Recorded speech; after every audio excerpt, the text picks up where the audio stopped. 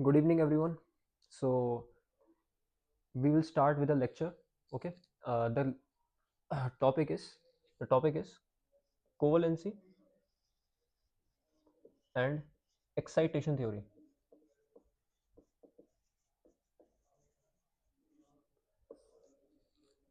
Covalency and excitation theory. Now, why we have to study this? We have to study this because it deals with such concepts like periodic contraction and charge contraction as well. So, in most of the cases, questions come like why pH3 exists and pH5 does not exist, why PCl3 and PCl5 both exist while pH3 and pH5 they don't both exist. Okay, so these type of questions can come, and we study them basically in P block. Okay, so covalency, what does it mean? Covalency means number of covalent bonds formed. Number of covalent bonds formed. Okay, for example, if I take carbon, its configuration is 1s2 2s2 2p2. Okay, it has 6 electrons, so basically the configuration is 1s2 2s2 2p2. I think it's understood. Okay,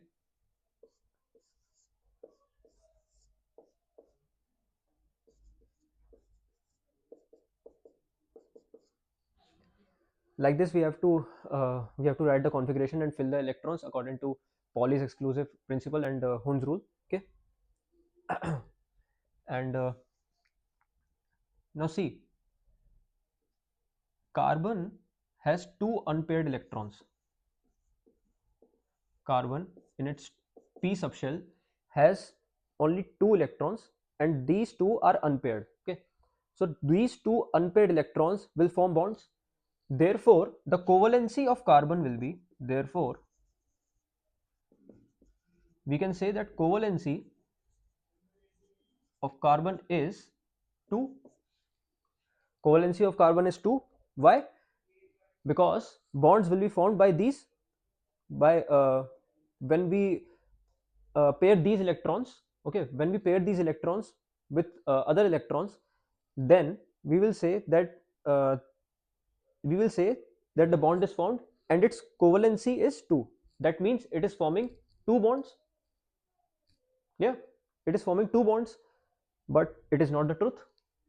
The truth is, we have studied the carbon is tetravalent, carbon is alive only on 4 bonds.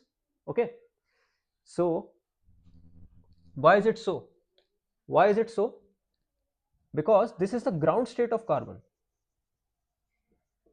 This is the ground state of carbon. Okay, but when carbon is in excited state, when carbon is in excited state, okay, then what happens? This electron, this one electron jumps into the vacant orbital.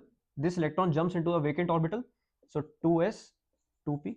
Okay, when it jumps into a vacant orbital, what happens? It has 4 unpaired electrons. Then the number of unpaired electrons is 4. The number of unpaired electrons is 4. So what we have done is, in ground state there is normally no energy, but in excited state we have what we have done, we have excited the carbon, so in excitation what happens? Energy is gained. When energy is gained, therefore the electron jumps from this s subshell to its p subshell. Okay, then the number of unpaired electrons will be 4. Then we can say that covalency of carbon is 4. Okay, but but don't you feel it is unnecessary and unfair? Because why I am saying this, we have always studied that carbon is tetravalent. We have never studied that excited carbon is tetravalent. So does that mean that whenever we say carbon is tetravalent, it means that excited carbon is tetravalent? Or every time it happens that the excitation can occur freely, or we have to force it? So these questions have to be answered. Okay, these type of questions have to be answered, because if I take phosphorus, I have to rub this. Okay, if I take phosphorus, let's say if I take phosphorus, let's say if I take phosphorus,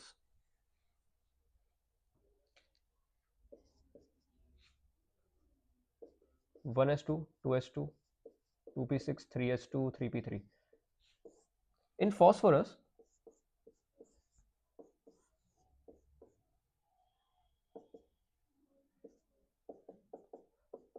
you can see this. Okay, this is the electronic configuration, 3s, 3p, and somewhere far, somewhere far lies the d orbital. Somewhere far in the jungle lies the d orbital. Okay, 3d. So what we have to do, we have to excite, we have to forcefully excite the forcefully excite this, ठीक है ना, this phosphorus. So when we excite this ground state, in ground state there are only 3 unpaired electrons. See, in ground state there are only 3 unpaired electrons. This is ground state,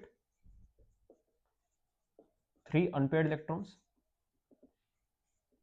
Therefore the covalency of phosphorus is 3. Covalency of phosphorus is 3. But when I excite it, when energy is provided, when some energy is provided, I call it excitation energy. What we call it? Excitation energy. When some energy is provided, it becomes excited, and when it becomes excited,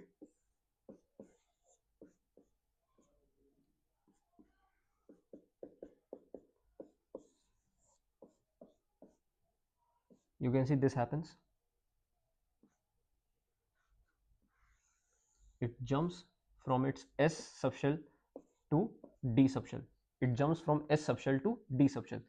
Now see, now it has 5 unpaired electrons. 5 unpaired electrons. It has 5 unpaired electrons, and it's now the covalency will be 5. Now the covalency is 5. Now what is this? In the case of carbon, I said that the covalency is necessarily 4. Okay, but when it comes to phosphorus, I can say the covalency is 3 and 5. Why is it so? Why is it so? Because in carbon, what happens is the excitations are free excitations. Are free excitations. That means the outer thermal energy, was greater than the value of the excitation energy that we have provided, or we can provide. Okay, the outer thermal energy in the case of carbon is greater than the excitation energy. Okay, but when in the case of phosphorus, we are forcefully exciting, we are forcefully giving the energy. And when I say we are giving the energy, that means the process is endothermic process. Okay, the process is what? Endothermic process. The process is endothermic process. Okay, now we have given the energy, we have provided the energy. Why? Because here is ns, here is np, and far lies nd. There is nd. So a huge amount of energy is needed, so that it can climb up to this level. Okay, so delta E must be high, it must be high, then only excitation can be done, then only we can say that phosphorus has a covalency of 5. But it can also have covalency of 3.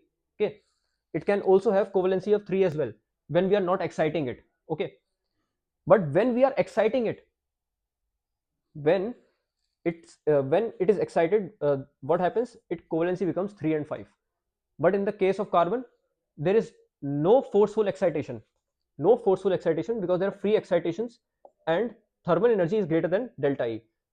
In this case, in the case of phosphorus, there are forced excitations. We have to forcefully excite the phosphorus. Okay, phosphorus element has to be forcefully excited. Is it clear to you? Now this excitation theory, now for a element to be excited, for an element to be excited, there are two conditions, there are two primary conditions. Okay, these two primary conditions, uh, there are two conditions, one is primary condition and one is secondary conditions. Now the one primary condition is that there must be an availability of a vacant orbital. See, it is very clear, it is very clear that to excite, to excite an electron, to for an electron to jump from one orbital to the other, there must be a vacant space, there must be a vacant space. If I have to go there and sit down somewhere, okay, there has to be vacant space, then only I can sit, otherwise I can't sit at somebody's lap. All right, okay. So the two necessary conditions for excitations are, can I rub this? All right, if you have any doubts you can ask me.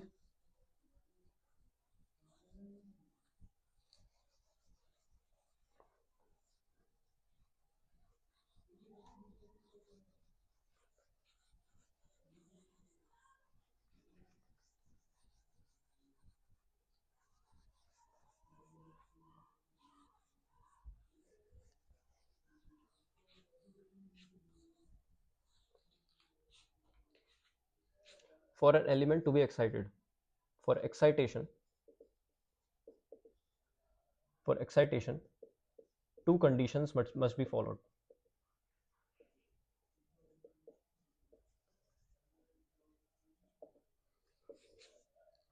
Two conditions are, one is primary condition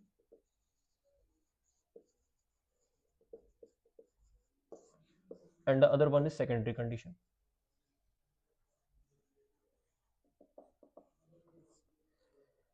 See, the primary condition is very simple. It's very simple that there has to be some availability, availability of a vacant orbital. There has to be a vacant orbital, or you can say a vacant low-lying orbital. Vacant low-lying orbital. I can give you an example also. Okay. For example, carbon.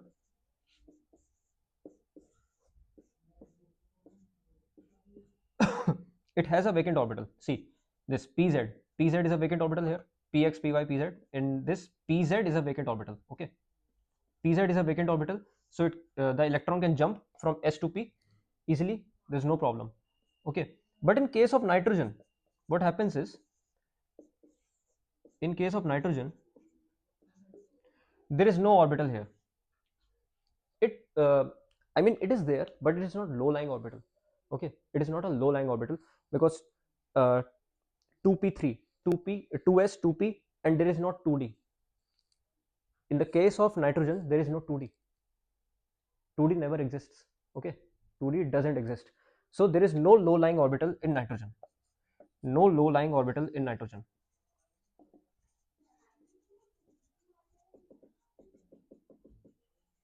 So excitation won't occur. So excitation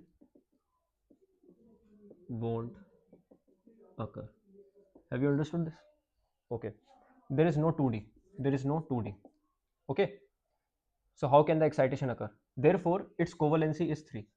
See, there are 3 unpaired electrons in nitrogen. Therefore, the covalency of nitrogen is basically what? It's 3. And maximum it can have 4. Maximum it can have 4. One, it can form a coordinate bond. Okay. It can form a coordinate bond as well. So maximum it can have 4. Okay. See, when it is hybridized, the, okay, when it is hybridized, the lone pair, the lone pair will be here. Okay, so maximum it can have a covalency of 4. Okay, I think it's understood. Carbon has a covalency of 4. Why? Because it has a vacant orbital here. Nitrogen, in nitrogen, the electron cannot jump from one orbital to the other. Why? Because there is no space. There must be a space for an electron to occupy. Okay, right. See, this is the primary condition. I think you have understood it, that there has to be some availability of a vacant orbital. Okay. Now the secondary condition, which is the most important condition, very important condition is this. Uh, in this, we have to study charge contraction and periodic contraction. Okay. The secondary condition is there must be low excitation energies. Low excitation energy should be available. Should be available. ठीक है ना यहाँ or you can say there must be low energy gap. Low energy gap. This will be more suitable to say. Low energy gap. Low energy gap should be there. Now what is this energy gap? I can explain you, but first I have to rub this. Okay, I think you have understood this. I have to rub this first of all.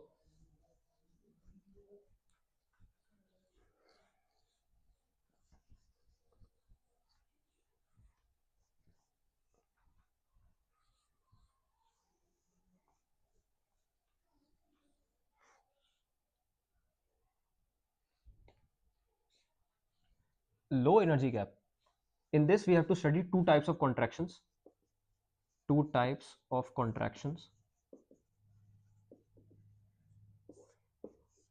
One is charge contraction. Charge contraction is very important. Very important. Why? Because charge contraction can answer you why pH3 exists and pH5 does not. Okay. PCl3, PCl5 both exists. Okay. And it has a huge role in GOC as well. While we study electronegativity, okay, modified electronegativity. When modified electronegativity is used, ठीक है ना? Okay, modified electronegativity. In modified electronegativity, uh, we also study inductive effect. So it has a huge, massive role in GOC. Okay, in GOC we have to study inductive effect, spectra, and so on. It has vast applications. It has vast applications. Okay, and you will find it very interesting. I promise you will find it very interesting. Okay. So one is charge contraction and the other one is periodic contraction.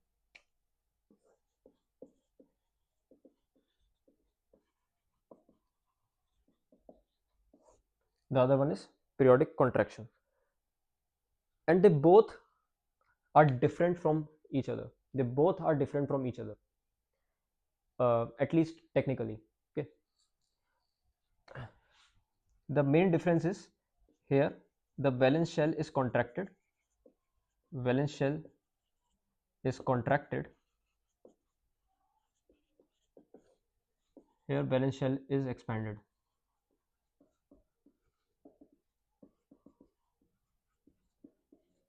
Valence shell is expanded. Okay. The valence shell is contracted here in charge contraction. Now what happens is, suppose I have an element A. I have element A, no charge on it. Okay, there is no charge on element A, and it has a size of, let's say, r naught. Radius of this element A is r naught, and I have element delta plus. The charge is delta plus. Okay, positive charge, small positive charge. The size is very small, r naught dash. And now here I have A delta minus, negative charge. The size is very big. Its size is big. Okay, this is the radius of this element.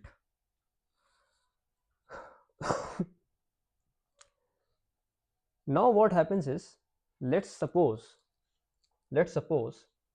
I have taken an element.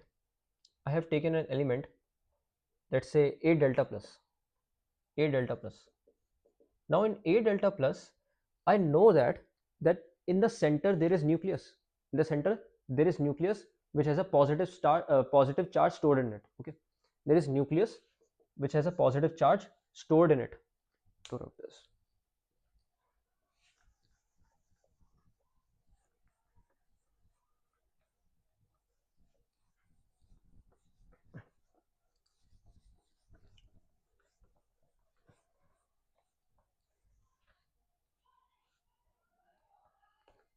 positive charge stored in it, and there are shells ns, np, and far from here is nd. Okay, now what happens is here are some electrons are present here. Now these electrons, please listen carefully, these electrons face an attractive force towards the nucleus. These electrons face an attractive force. They experience an attractive force towards this nucleus. So there is an attractive force towards this nucleus, and they are very near to the nucleus. You can see in these s electrons, s subshell electrons are very near to this nucleus. So their attraction will be maximum. Attraction will be maximum, and in nd the attraction will be minimum.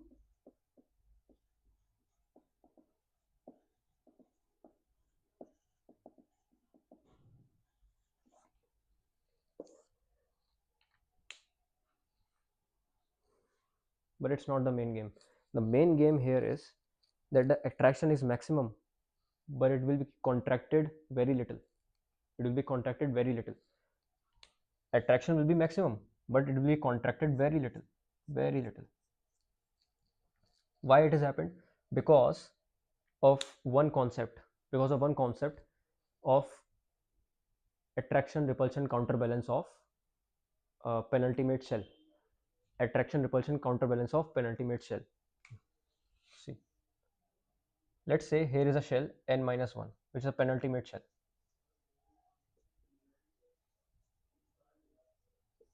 Penultimate shell. Now penultimate shell electrons, what they are doing is they are repelling these electrons. These are, see, this is a filled shell. This is a filled shell. What it is doing, it is counterbalancing the attractive force between this nucleus and the electrons. There are also electrons, so these electrons, what they are doing is repelling. These are repelling the ns electrons, repelling the ns electrons, and this phenomena is known as attraction repulsion counterbalance. Attraction repulsion counterbalance of penultimate shell electrons. That is why the attraction is maximum, but the resistance is there. Resistance is there, so it is contracted very little. Very little contraction. There is very little contraction. Okay, but here the contraction will be maximum. Here the contraction will be maximum. Why? Because there are no you can say no shells here, no shell here, so it can easily come forward. Okay, easily come forward, and the contraction will be maximum in nd. Here it is minimum. It is minimum in ns, and it is maximum in nd. Is it clear to you? Like assume here is a nucleus, here is a nucleus, and I'm standing here. I'm s, this is p, and this is far away d. The d can come easily, but s can only come only this far, only this far. Okay, the d can come easily. So what happened is the energy gap, which was this large, which was initially this much, the energy gap was initially this much, delta E in. I have written delta E in. Okay, delta E in for initial energy gap. This is initial energy gap. Now what happened is this energy gap, what has happened, the energy gap has lowered. Now this ns has come here, and this nd, it has contracted very much, so the energy gap has decreased. The energy gap has decreased considerably. So that's why what happened is, that is why it is known as contraction theory, because the energy gap is reduced, the energy gap is contracted. That is why it is known as contraction theory. And why it is happening? Due to charge. That's why it is known as charge contraction theory. Okay, that's why it is known as charge contraction theory. Is it clear to you? Tell me, is it clear? Right.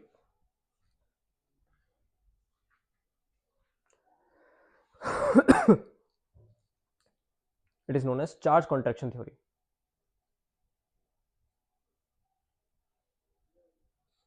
Hmm? Okay. So, and remember one thing, this phenomena is different from shielding and penetration. In shielding and penetration, there was expansion of valence shell. In shielding and penetration, there was expansion of valence shell. But here, it is contraction of valence shell. Here the here the valence shell are contracted. Valence shells are contracted. But in shielding effect, the valence shell were expanded. Okay, is it clear? All right.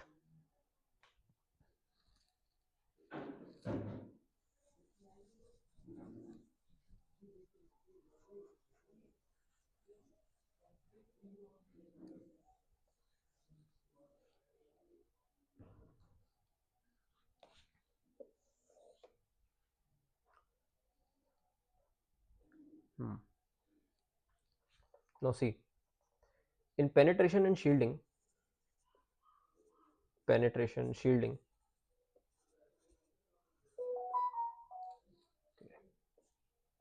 NS, NP, ND. So what was happening is that ND was going far away, ND was going far away, and NS was coming closer to the nucleus. NS was coming closer to the nucleus, and ND was going far away. That's why that's why the energy gap, which was this much, which was initially this much, it became like this. So in penetration and shielding, the valence shell were expanded, valence shell expanded,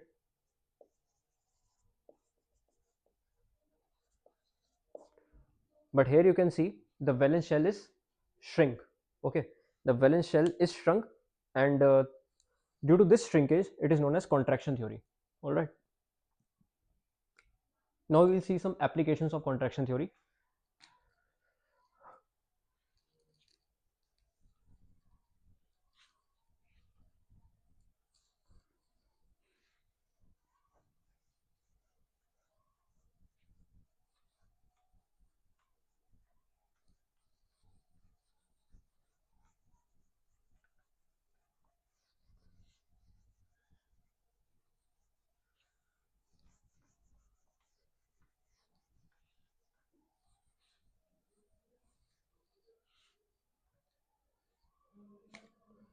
Applications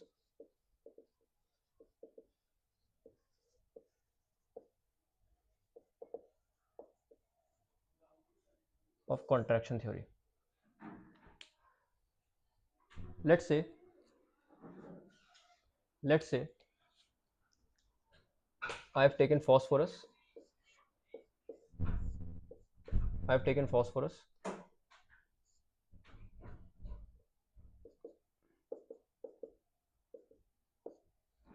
Okay. Now in phosphorus, here is a vacant d orbital, a vacant d orbital here, and it is very far away. All right. It is easy to transfer an electron from here to here, but in phosphorus. But if I take this one, P delta minus, what will happen is, you know, I have drawn, I have already drawn a diagram here. In P delta minus, in A delta minus, I have taken an element A. Okay. Here previously, what I have done is, I have already taken an element here. Okay. I have explained you through the concept of A delta plus. Now A delta minus, where the size is very big. The size is very big, and R naught is large. All right.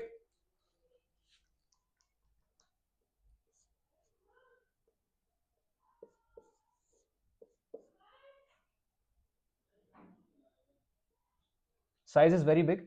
Now what happens is the d will be far away.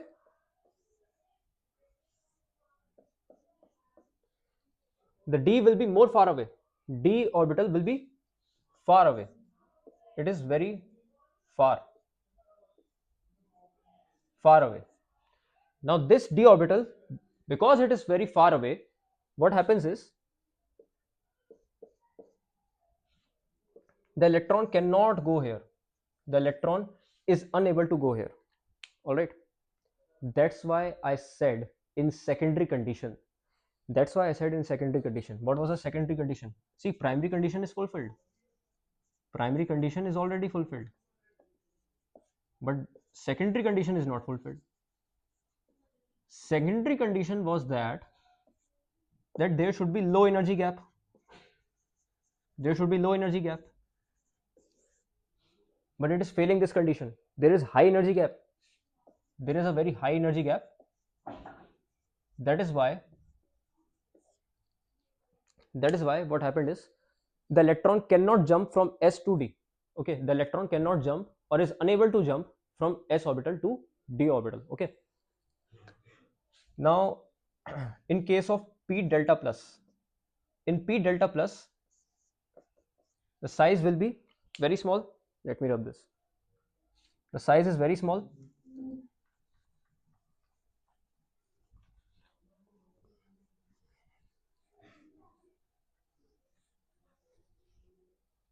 In case of p delta plus, see, it has a larger size, it has a smaller size.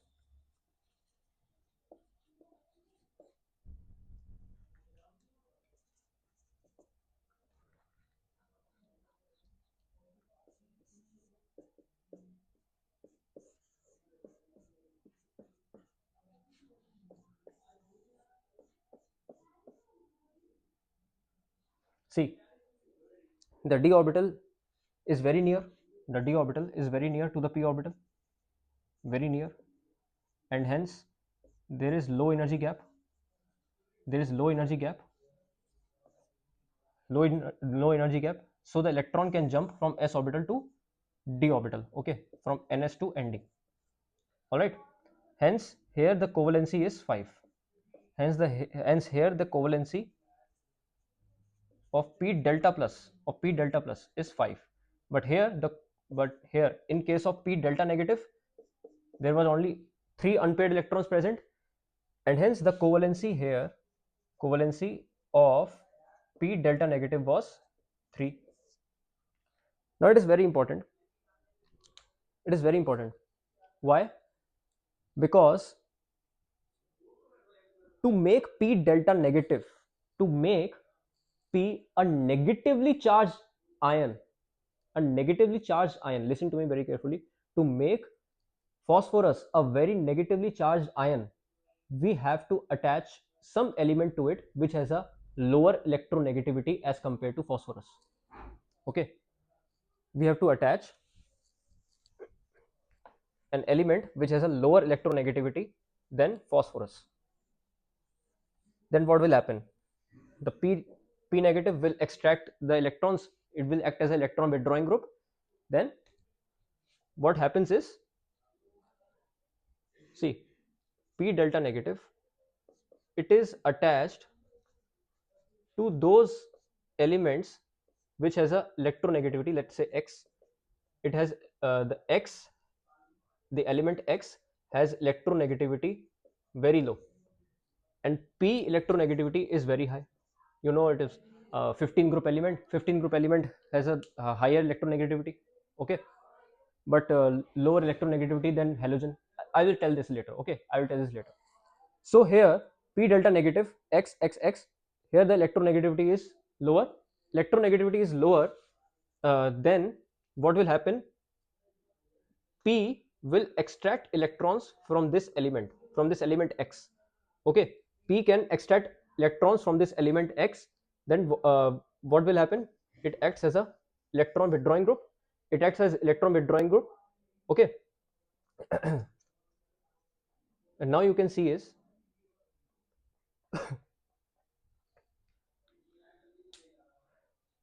it has become a negatively charged element. Okay, phosphorus has become a negatively charged element because of this X. Okay, it is becoming more negatively charged because of this X. X, what is X doing? X is donating the electrons.